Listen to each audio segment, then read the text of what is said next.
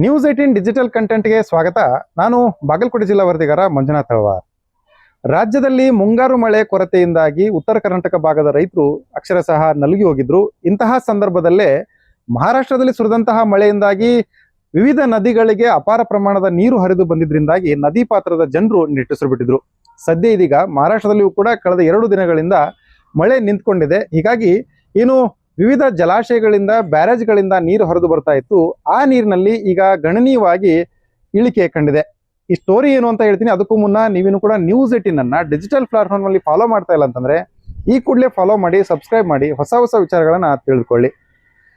ಮಹಾರಾಷ್ಟ್ರದಲ್ಲಿ ಸುಮಾರು 5 ರಿಂದ 6 ದಿನಗಳ ಕಾಲ ನಿರಂತರವಾಗಿ ಮಳೆ ಸುರಿದಿತ್ತು. ಹೀಗಾಗಿನೇ ರಾಜಾಪುರ ಬ್ಯಾರೇಜ್ ಸೇರಿದಂತೆ ವಿವಿಧ ಜಲಾಶಯಗಳಿಂದ ಕರ್ನಾಟಕ ರಾಜ್ಯದಲ್ಲಿರುವಂತಹ ಘಟಪ್ರಭಾ ಮತ್ತು ಕೃಷ್ಣಾ ನದಿಗೆ ಅಪಾರ ಪ್ರಮಾಣದಲ್ಲಿ ನೀರು ಹರಿದು ಬಂದಿತ್ತು. ಆರಂಭದಲ್ಲಿ ಅಂದ್ರೆ 5 ದಿನಗಳ ಹಿಂದೆ 5,000 ಕ್ಯೂಸೆಕ್ ಇದ್ದಂತಹ ನೀರಿನ ಹರಿವು ನಿನ್ನೆವರೆಗೆ ಸುಮಾರು 1,28,000 ಕ್ಯೂಸೆಕ್ ವರೆಗೆ, ಅಂದ್ರೆ ರಾಜಾಪುರ ಬ್ಯಾರೇಜ್ ನಿಂದ ಹಿಪ್ಪರಗಿ ಬ್ಯಾರೇಜ್ಗೆ ಬರುವಂತಹ ಒಳಹರಿವಿನ ಲೆಕ್ಕದಲ್ಲಿ 1,28,000 ಕ್ಯೂಸೆಕ್ ನೀರಿನ ಹರಿವು ಹರಿದು ಬರ್ತಾ ಇತ್ತು.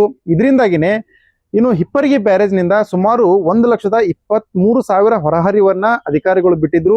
ಹೀಗಾಗಿನೇ ಜಮಖಂಡಿ ಭಾಗದಲ್ಲಿರುವಂತಹ ನದಿ ಸಂಪೂರ್ಣವಾಗಿ ತುಂಬಿಕೊಂಡು ಆಲಮಟ್ಟಿಯ ಹಿನ್ನೀರನ್ನು ಕೂಡ ಸೇರ್ಕೊಂಡಿತ್ತು.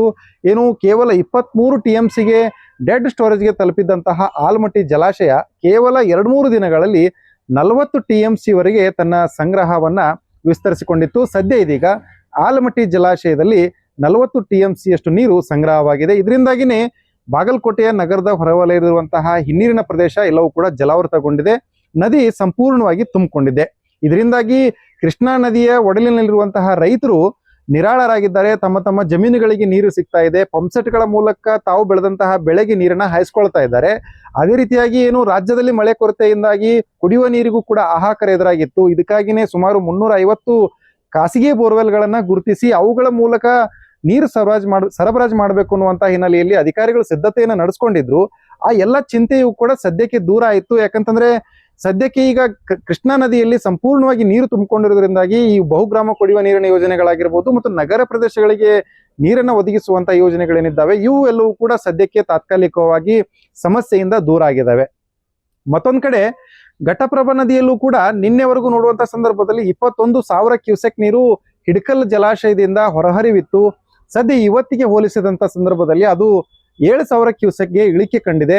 ಮತ್ತೊಂದು ಕಡೆ ರಾಜಾಪುರ ಬ್ಯಾರೇಜ್ ನಿಂದ ಏನು ನಿನ್ನೆಯವರೆಗೂ ಇದ್ದಂತಹ ಹೊರಹರಿವಿನ ಪ್ರಮಾಣ ಗಣನೀಯವಾಗಿ ಇಳಿಕೆ ಕಂಡಿದ್ರಿಂದಾಗಿ ಇವತ್ತು ಅಂದ್ರೆ ಸಾಯಂಕಾಲ 5 ಗಂಟೆಯಷ್ಟೊತ್ತಿಗೆ ಸುಮಾರು 90,000 ಕ್ಯೂಸೆಕ್ಗೆ ಅದು ಇಳಿಕೆ ಕಂಡಿರುವಂತದ್ದು. ಹೀಗಾಗಿನೇ ಏನು ಹಿಪ್ಪರಗಿ ಬ್ಯಾರೇಜ್ನ ಅಧಿಕಾರಿಗಳು ನ್ಯೂಸ್ 18ಗೆ ಒಂದಿಷ್ಟು ಮಾಹಿತಿಯನ್ನು ನೀಡಿರುವಂತದ್ದು. ಬುಧವಾರದವರೆಗೆ ಹವಾಮಾನ ಇಲಾಖೆ ವರದಿಯ ಪ್ರಕಾರ ಮಹಾರಾಷ್ಟ್ರದಲ್ಲಿ ನಿರಂತರವಾಗಿ ಏನು ಮಳೆ ಇತ್ತು, ಆ ಹಿನ್ನೆಲೆಯಲ್ಲಿ ಯಥೇಚ್ಛವಾಗಿ ಮಳೆ ಆಗಿದೆ.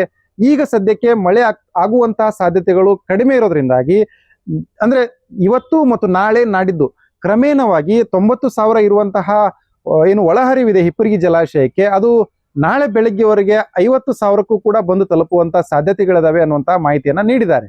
ಆದ್ರೆ ಸದ್ಯ ಇದೀಗ ಹಿಪ್ಪರಗಿ ಜಲಾಶಯದಲ್ಲಿ ಡೆಡ್ ಸ್ಟೋರೇಜ್ಗೆ ತಲುಪಿದಂತಹ ಬ್ಯಾರೇಜ್ ಏನಿತ್ತು ಅದು ಈಗ ಸುಮಾರು 3 TMC ಅಷ್ಟು ನೀರಿನ ಸಂಗ್ರಹವನ್ನ ಹೊಂದಿದೆ.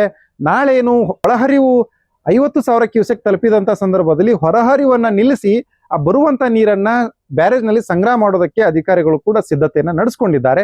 ಒಟ್ಟಾರೆಯಾಗಿ ರಾಜ್ಯದಲ್ಲಿ ಸಂಕಷ್ಟಕ್ಕೆ ಸಿಲುಕಿದಂತಹ ರೈತರಿಗೆ ಮಹಾರಾಷ್ಟ್ರದ ಮಹಾಮಳೆ ಒಂದು ರೀತಿಯಾಗಿ ಆಸರೆ ಆಗಿದೆ.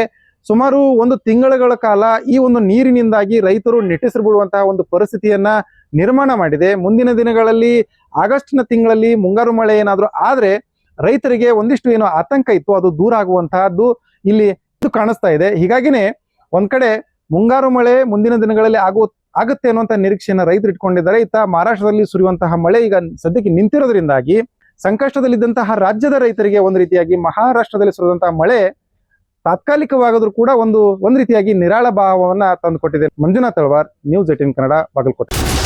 ಕರ್ನಾಟಕದ ಹಳ್ಳಿಗಳಿಂದ ಹಿಡಿದು ನಗರಗಳ ಗಲ್ಲಿಯ ಜನರ ಧ್ವನಿಯಾಗಿರುವ ನ್ಯೂಸ್ 18 ಕನ್ನಡ.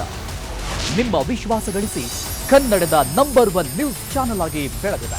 ದೇಶದ ಅತಿ ದೊಡ್ಡ ನ್ಯೂಸ್ ನೆಟ್ವರ್ಕ್ ಆಗಿರುವ ನೆಟ್ವರ್ಕ್ 18 ನಲ್ಲಿ ಮಾತ್ರ ನಿಮಗೆ ನಿಖರ ಸುದ್ದಿ ಸಿಗಲು ಸಾಧ್ಯ. ಮಿಸ್ ಮಾಡದೆ ನ್ಯೂಸ್ 18 ಕನ್ನಡವನ್ನ ಯೂಟ್ಯೂಬ್ನಲ್ಲೂ ಸಬ್ಸ್ಕ್ರೈಬ್ ಮಾಡ್ಕೊಳ್ಳಿ. ಮತ್ತು ಪಕ್ಕದಲ್ಲಿರುವ ಬೆಲ್ ಐಕಾನ್ ಅನ್ನ ಪಟ್ಟಂತ ಒತ್ತಿ.